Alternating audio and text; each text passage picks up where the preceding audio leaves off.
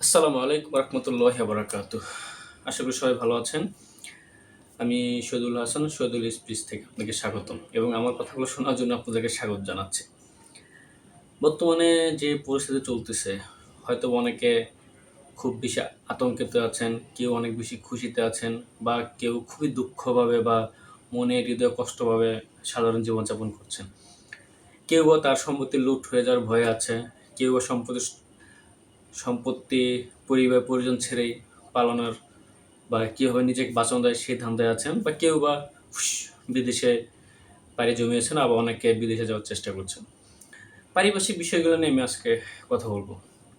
দেখুন, বর্তমান যে পরিস্থিতি, অনেকের কাছে আলহামদুলিল্লাহ যে স্বৈরাচারের পতন হয়েছে, আবার যারা আওয়ামীপন্থী ছিল তাদের কাছে নাউজুবিল্লাহ, কারণ তাদের নেত্রী যে কোনো কারণেই হোক, আপনারা রাগ করবেন না, ছাত্র সমাজ, শিক্ষক, বুদ্ধিজীবী, বিএনপি, জামাত এবং সাধারণ মানুষের যে মিলিত যে একটা কি বলে এটাকে, মানে গণবিস্ফোরণ, যার মাধ্যমে শেখ হাসিনা পালিয়ে যেতে বাধ্য হয়েছে।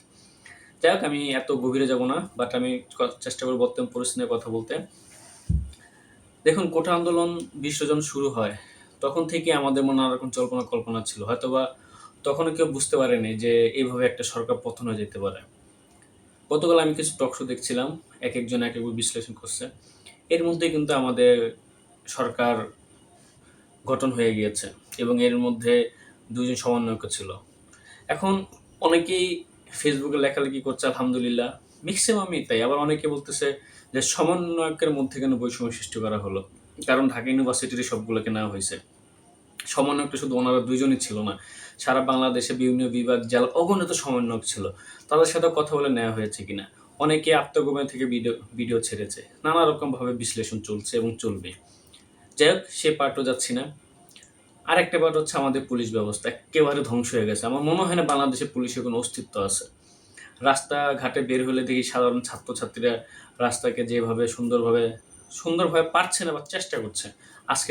গতকাল গাড়ি অনেক চাপ ছিল। তারা যেহেতু খুব একটা এক্সপার্ট না, তাদেরকে প্রশিক্ষণ দেওয়া হয় না। বাট তারা চেষ্টা করছে যে আমাদের যানবাহনগুলা বা চলাচলে যাতে বিঘ্ন না ঘটে। এদের জন্য তাদেরকে একটা সাধুবাদ দেওয়াই যায়। কিন্তু তারপরও আমরা কি নিরাপদ? না, নিরাপদ না। আমি গত কয়েকদিন ঘুমাতে পারছি না। কারণ রাত ২টা-৩টা বাজলেই অমুক এলাকায় ডাকাত আসছে, তমুক এলাকায় ডাকাতি হচ্ছে, সবাই সাবধান হও।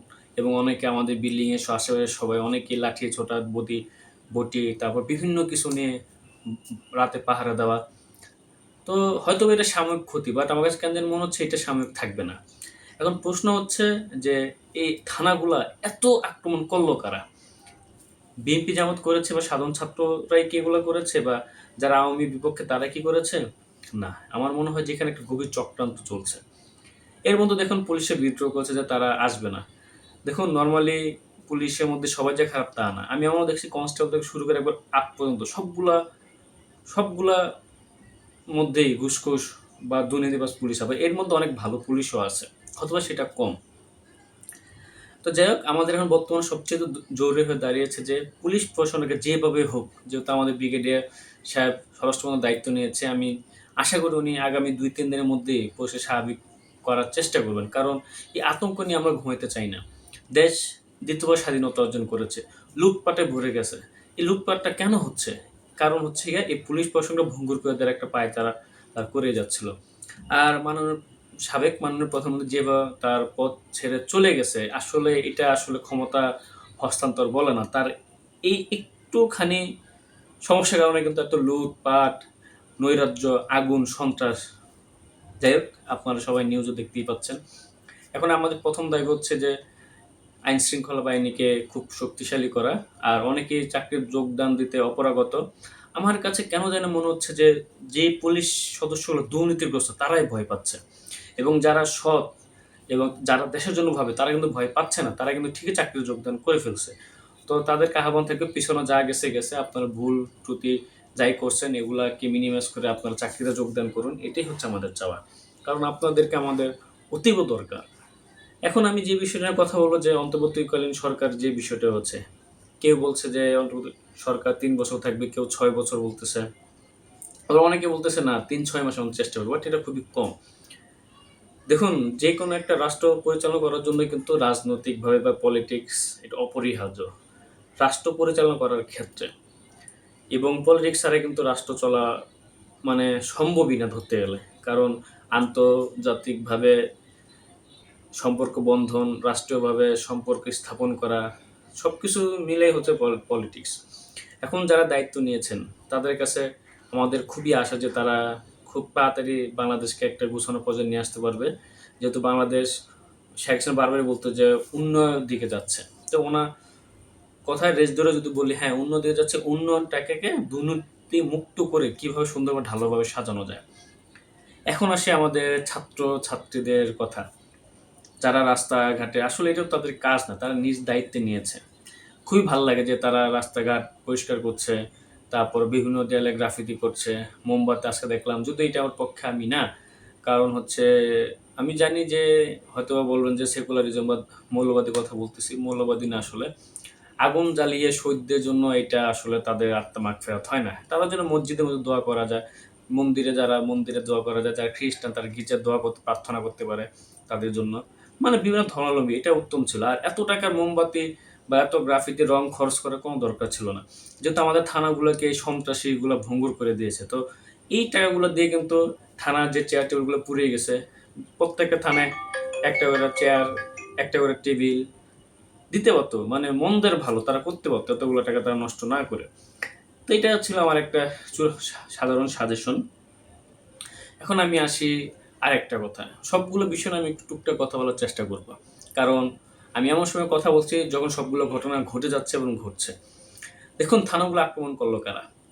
এটা একটু গভীরভাবে পর্যালোচনা করুন তো। কারা করতে পারে? আমার কাছে কেন জানি মনে হয় যে এই সাধারণ মানুষ ছাত্র আন্দোলনে এই যে একটা রেস থানার প্রতি, পুলিশের প্রতি তাদের যে একটা মানে ঘৃণা, তাদের প্রতি যে মানুষের একটা ক্ষোভ, এই ক্ষোভটাকে কাজে লাগিয়েছে একদল দুষ্কৃতিকারী বা সন্ত্রাসী বা জঙ্গি গোষ্ঠী যাই কি বলেন। আমার কাছে কেন যে মনে হয় তারা কোনো দলের না, তারা কোনো লীগের না। লীগে থাকতে পারে, দলে থাকতে পারে, বা থাকলেও সেটা পার্সেন্টেজ আকারে খুবই কম। আমি যখন লাস্ট যেদিন 5ই জুলাই যখন আমরা সেকেন্ড স্যানিটারি বলি, সেদিন আমি প্রায় যখন শুনলাম যে গণমধ্যে সেদিন আমি বেরিয়ে গিয়েছি।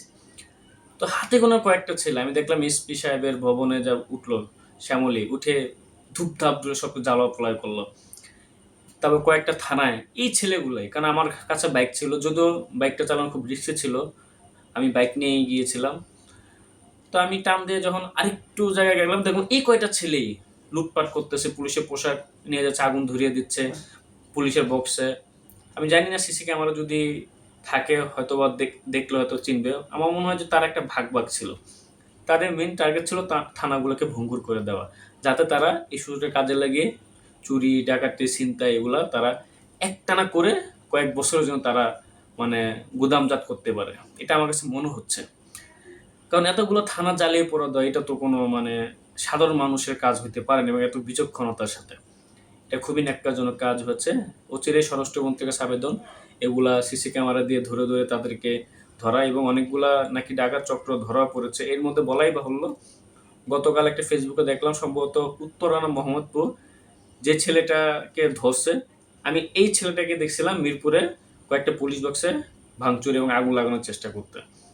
তো তার মানে বোঝা যাচ্ছে যে চক্রটা একটা মানে এই সুযোগটা কাজে লাগিয়েছে। কারণ তারা জানে এখন যদি আমরা কিছু করি, আওয়ামী লীগ সরকার থাকলে ওরা বলবে যে বিএনপি জামাতের কাজ, বা বিএনপি জামাত সরকার থাকলে বলতে আওয়ামী লীগ। এই সুযোগটি তারা কাজে লাগিয়েছে।